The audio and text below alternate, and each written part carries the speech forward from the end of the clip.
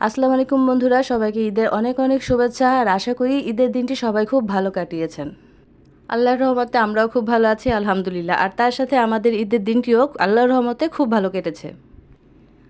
আর আজকে ঈদের দিনের কিছু সময় কিছু আয়োজন আপনাদের সাথে শেয়ার করতে যাচ্ছি, আশা করি সবার কাছে খুব ভালো লাগবে।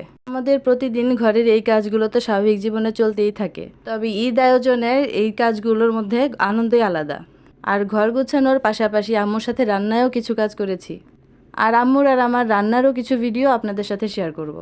আর কথা বলতে বলতে ঘর গোছানোর কাজগুলো শেষ করে ফেললাম। আর আমাদের ঈদের দিনগুলো তো এরকমই হয়ে থাকে, সকাল সকাল সবগুলো কাজ সেরে ফেলা। যাই হোক, আম্মুর সাথে রান্নার কাজে চলে আসলাম। আর আমি তো চাল কুমড়োর মোরব্বা রেসিপিটি শেয়ার করেছিলাম। আর আজ আম্মু চালের জর্দা তৈরি করছে আমার হাতে তৈরি করা চাল কুমড়োর মোরব্বা দিয়ে। আর আমার রান্না তো আম্মুর কাছ থেকেই শেখা। আম্মু তো সেমাইটা আগেই করে ফেলেছে, আর তার সাথে আমি পায়েস আর চিকেন কোফতাটা তৈরি করেছি। আর আমার হাতে তৈরি করা চিকেন কোফতার রেসিপিটি আপনাদের সাথে আমি পরে শেয়ার করব। আর আমার আম্মুর হাতের চালের জর্দা রেসিপিটা আপনাদের কাছে কেমন লেগেছে কমেন্ট করে জানাবেন। আর এতক্ষণ যারা ভিডিওটি কষ্ট করে দেখেছেন সবাইকে জানাচ্ছি অসংখ্য ধন্যবাদ।